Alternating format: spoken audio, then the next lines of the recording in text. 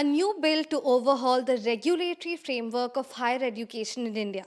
The Viksit Bharat Shiksha Adhishthan bill was introduced in the parliament by Union Education Minister Dharmendra Pradhan to understand the implications of replacing the UGC, the AICTE and the NCTE with a single regulator. We're being joined by Professor Jagadesh Kumar, the former chairman of UGC.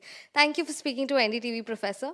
Professor, first off, in simple terms, what does the bill seek to change and why is the government replacing these bodies now? To understand the VBSA bill and the reason why it is being introduced now, we need to look at the bigger picture. Our Indian higher education is a vast domain, and we have close to 1,200 universities and more than 50,000 colleges. Now, we have primarily three kinds of institutions. One is the institutions of national importance, such as IITs, NITs. And then you have the central institutions, such as the central universities which are established through an act of parliament, or institutions which are established by a notification of the Ministry of Education. Currently, we call them deemed to be universities. And then you have the third category of universities, which are the state universities. These are established through an act of the state assembly, and you have both private universities and state-funded universities. Now, the reason why we are bringing this VBSA bill the government has introduced is that there are multiple regulators in higher education. For example, we have about 4.5 crore students in higher education, and 90% of them, nearly 90% of them, are regulated by four regulators: University Grants Commission, AICTE for technical education, NCTE for teacher education, and then you also have Council of Architecture. So now, during last several years, what we have observed is that although a lot of reforms of NEP 2020 are being rolled out and the institutions are implementing, when it comes to the regulatory domain, our institutions are finding it very hard because many of our universities are comprehensive universities, meaning that they offer general programs such as BSc, BA, BCom. They also offer engineering programs. They offer teacher training programs. They offer architecture programs. Now, a single university has to go to multiple regulators, submit multiple application forms, and get these approvals. A lot of paperwork, delays, and also these regulators have overlapping jurisdictions, and then there are conflicting regulations and guidelines. To overcome all these, the challenges that our institutions are facing, for the first time, in the draft National Education Policy released in 2019, the idea of a unified single apex body for regulating higher education in India was proposed. And after year-long discussions of NEP draft, finally in NEP 2020, this idea of a single regulator was introduced. So therefore, the VBSA 2025 bill introduction is not an afterthought or an overnight kind of thing. A lot of groundwork and discussions have taken place. Now, NEP 2020 says that we need to completely transform the regulatory system. What does it mean? Why do we want to actually regulate? The primary reason why we want to regulate is to protect the student interests and to make sure that the institutions offer quality outcome-based education. And three, to ensure that the institutions remain accountable to the stakeholders. The stakeholders are the students, their parents, the employers, and the society to a larger extent. That's the reason why we want to regulate. So NEP 2020 therefore said, whatever regulation we want to bring, it has to be light but tight, and also it should be rooted in Indian context and it should be futuristic. Now, Yeah. You bring about this light but tight. This is something that Education Minister Dharmendra Pradhan also recently said, and you also brought about the point of duplication. So, how will this particular framework reduce duplication in bureaucratic work, especially in terms of data, paperwork? How will that happen, and how will that also happen across regulators? I mean, now it'll be one regulator, but up until now, it's been three regulators. Right. Um, Light but tight. Light means simpler regulations, less bureaucratic work, and more autonomy for well performing institutions so that they can become self governing institutions. Tight means focus on integrity, quality of education, transparency, and accountability. That is the meaning of light but tight regulation. Now, I'll give you one example. Uh, uh, let's say in a university, there is a school of engineering. And then the same university also affiliates some 100 private engineering colleges. Now, AICTE has a regulation for the minimum qualifications for the appointment of faculty in their domain, which is private engineering colleges. But UGC gives its regulations on minimum qualifications for appointment of faculty for the university system. That means the engineering faculty in the College of Engineering of the university have to follow one regulation, and the engineering faculty in the affiliated colleges of the same university have to follow another regulation. So it creates a lot of confusion and conflict.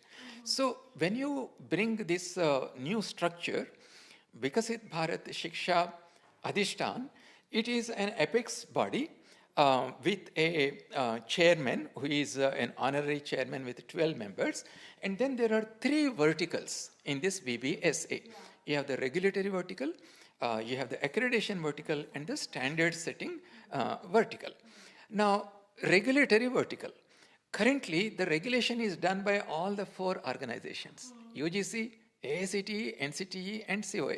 And as I said, they are either overlapping or they are conflicting. Now, all the regulatory activities of these four bodies will be brought under one regulatory vertical, so that now you can have much more harmonized, simple regulations applicable across the domains, so that there is no confusion at all. So similarly, in the case of accreditation, you have the NAC, you have the National Assessment and Accreditation Council, which is an inter-university center of UGC. And then you have NBA, and also you have the ranking organization, NIRF. So in the new scheme, all those bodies will come under one vertical, accreditation vertical. And this accreditation council will also build an ecosystem in our country to create accreditation ecosystem in our country. And similarly, the Standards Council. The Standard Council is extremely important because we need to provide flexibility and freedom to our students to adopt multidisciplinary education. Today, if a student who is studying physics also wants to study economics, or a student who is doing engineering also wants to minor in philosophy, or a commerce student wants to do data science. Now, because there are no common standards, it becomes very difficult for the students. So the Standard Council will establish harmonized common standards across the disciplines, so that the students can move from one discipline to the other discipline, can move from one institution to the other institution, or can move from one university, study in one university for 2 years, but then go to another university for various reasons to complete the rest of the 2 years. So once these common national standards are established, the student mobility will be much easier for them. So by separating these individual councils and their responsibilities, the conflict of interest among them will be completely eliminated. And that's the reason why these three verticals are created under this apex body. And this apex body is a coordinating body, whereas the three verticals are the executing bodies. Right. Professor, another flashpoint that has been in much debate and discussion is funding. So, up until now, the framework has been that the center disperses these funds to the UGC, and then the UGC gives it across to or grants it to the central universities, right? With the VBSA, this changes with the center dominating or rather directly dispersing these funds to the central universities now, right? So now, how does this affect or change institutional autonomy is a question that a lot of educationists and institutions are also concerned about at this point. You see, let me give you the bigger picture. I said we have about more than 1,200 higher educational institutions. Out of that, the central universities are about 45 or 47 with Ministry of Education. There are some more central universities with other ministries. And then we have slightly over 150 INIs, institutions of national importance. Whether in the earlier model or in the new model, for all more than 150 INIs, MOE will continue to give funding. And what is this funding required for? For salaries, pension, maintenance, infrastructure, and so on. So there is no change in that system. And we have about 45 to 47 central universities with the Ministry of Education. And earlier what used to happen, the MOE used to transfer the funds to UGC, and then UGC used to send it to the universities. Now the middle path is removed. It's a straight path from the Ministry of Education. Directly it will go to the central universities, and the ministry also has said that this fund dispersal they will design a dispersal mode which will be better than what is now, what is currently. So the ministry will give. And now you have the other set of institutions, 540 private universities, which manage on their own. And then you have about 514 state-established, state-funded universities. And the funding is given by the respective state governments. Either in the previous system or in the new system, the state governments will continue to directly fund their own state universities. So therefore, there is only a minor change. The Ministry of Education, instead of sending it to the regulator, it will directly send it to the central universities. So therefore, there is not much change. But let me add one more thing. Funding is also required, not just only for the establishment charges. Funding is required for research, to purchase the new state-of-the-art equipment, to establish research infrastructure in the educational institutions. Now you have a separate vertical in the government, which is Anusandhan National Research Foundation. Now, if you see the objectives of the ANRF, it doesn't distinguish between private or public universities. And the funding for research is given based on competitive project proposals, competitive evaluation. So therefore, those universities which are doing good, they can compete for this funding and then get the funding from ANRF. Yeah. But Professor, doesn't this bring into context the whole debate about central surveillance? And because center will now directly be dispersing these funds, and okay, that does solve a lot of basically the middle person thing gets sorted out, right? But this is what states are also concerned about center surveillance. And where does this also leave states in terms of their representation within this new framework? Okay. If you look at the structure of the membership in each of these three councils, you will have state government representatives, and union representation, union territory representation. You will have representation from the state universities also in each of these, and you will have representation from INIs.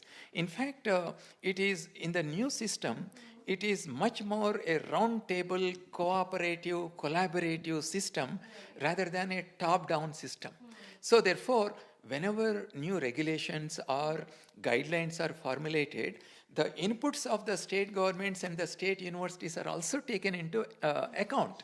And this membership of the states and the state universities is by rotation. So every few years, new states, new universities will get representation. But on special occasions, where a particular discipline is a very specialized discipline, or it concerns a particular state, those states or state universities can actually be invited as special invitees and take their inputs also. So therefore, right from the beginning of the formulation of the regulations and frameworks, Everybody input is taken, and in a collaborative way, these regulations will be formulated. So is this how academic freedom in terms of curriculum design will also be ensured? You see, NEP 2020 very clearly says that the regulatory system has to give only broad guidelines.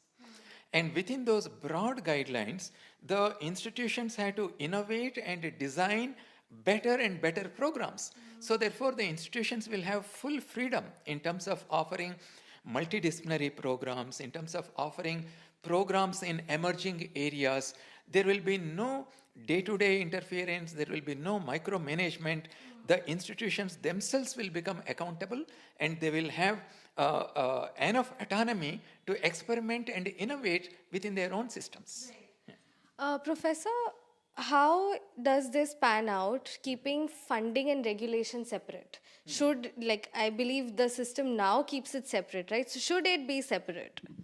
See, first of all, let us look at the first aspect. The first aspect is taking out the different functions of these regulators, categorizing them into regulation, accreditation, and standard setting, and separating them as independent bodies itself will help our higher education system from all kinds of duplication, conflicts, and delays. And then keeping away the funding aspect from the regulator will actually again avoid any kind of conflict of interest. And this is generally a global practice. If you look at the higher education literature and research, generally it is recommended that funding arm should be kept away from the regulatory bodies so that the regulation and the standard setting becomes more objective and no subjectivity will creep into our processes. Professor, there is also much hue and cry about the nomenclature, the name of the bill. It was earlier the Higher Education Commission of India, and now it's the Viksit Bharat Shiksha Adhishthan. So the opposition MPs, especially from the Congress and from Tamil Nadu, are raising concerns about the name of the bill because the title is in Hindi. Now, before you tell me, I assume you're going to say the word Bharat is in the title of the bill, which encompasses our country. But and then Vikasit. yes. Vikasit also is related to the common word that we use, Vikas, for progress and development. In Telugu and in some other Indian, South Indian languages also, Vikasam is related to Vikasit. So everybody is familiar with the word Vikasit. That is one aspect. And then Shiksha. Shiksha also is very commonly known word across the country. And then The major concern is that Hindi is not the primary language in most states of our country. what I am saying is that if I say Shiksha, it is not that nobody can understand that word. People will in general understand. Besides that, you know, we have a rich language culture in our country. We have so many languages spoken by the people. And then it has a common connection also, irrespective of whether they are languages spoken in South or in North or Northeast. There is a common thread also among these languages, right? And don't you think as Indians we should take pride in our own languages and then promote these languages? When NEP 2020 says that our education should be based on Indian ethos, it should have Indian context, I think naming this new organization as Viksit Bharat Shiksha Adhishthan is I am proud about it. It projects our Indianness in the organization. Yeah.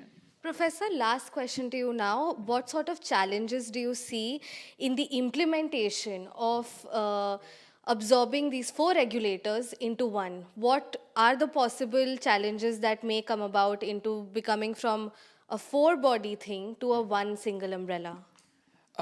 You see, this is amalgamation of three different organizations. COA will continue to function.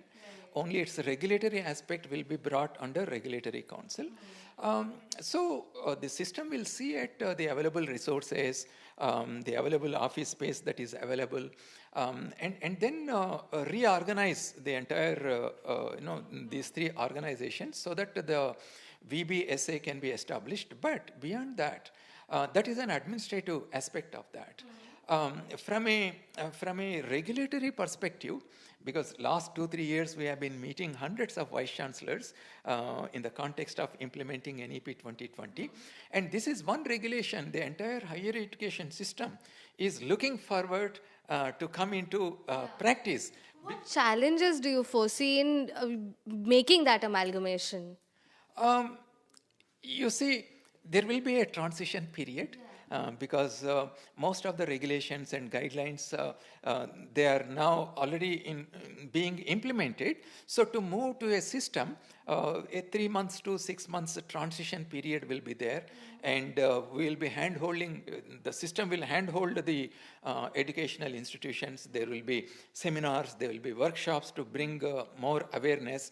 And then there is going to be a lot of technology integration in the new system. For example, the VBSA bill very categorically says that you will have only one digital portal maintained by the regulatory council. And all the educational institutions, instead of submitting their data to multiple agencies, they will submit only on this portal. So that way, a lot of their paperwork will come down. The time the faculty members are using to collect the data and submit can actually be used for improving the pedagogical approaches, improving the research ecosystem. That is one aspect. The other one is that, as I said, one of the major objectives of the regulation of higher education is to protect the interests of the students. For example, today, many young students, they undergo all kinds of anxieties, stress, and so on. They have certain grievances. Now, it becomes our responsibility to make sure that their grievances are addressed in the shortest time possible. So therefore, the VBSA bill very clearly says every educational institution should have a student grievance redressal system. And one more important thing, the student feedback also is a major component, an important component in assessing the educational institutions. Because ultimately, students are our main stakeholders in education, and students are our future of our country. And when you have this digital platform, when educational institutions have to mandatorily update the kind of programs they are offering, the infrastructure they have, the student wellness programs that they are implementing, and more importantly, the audited accounts of all their finances, everything has to be uploaded there. Now, it is available for the public to scrutinize, students can scrutinize, and various agencies which want to rate these institutions can actually pick up the data from here. So it makes the educational institutions more accountable, more responsible towards their students. Yeah. Thank you so much for your time, Professor. Thank you for speaking to NDTV. So that was Professor Jagadesh Kumar, former chairman of the UGC, speaking to us in length about the new Shiksha bill, new higher education bill that looks to reform higher education's, their ways of functioning, and how the three major bodies, regulatory bodies, are going to be absorbed into a single regulator. The bill has been sent for further scrutiny and discussion to the Joint Parliamentary Committee. This would be a 31-member committee that would be going over the bill and give out the suggestions about it as well. And the timeline for this is until the end of February to get back with, of course, a further plan of action with respect to this new draft bill. With camera person Arun Negi, this is Tanushka Datta for NDTV.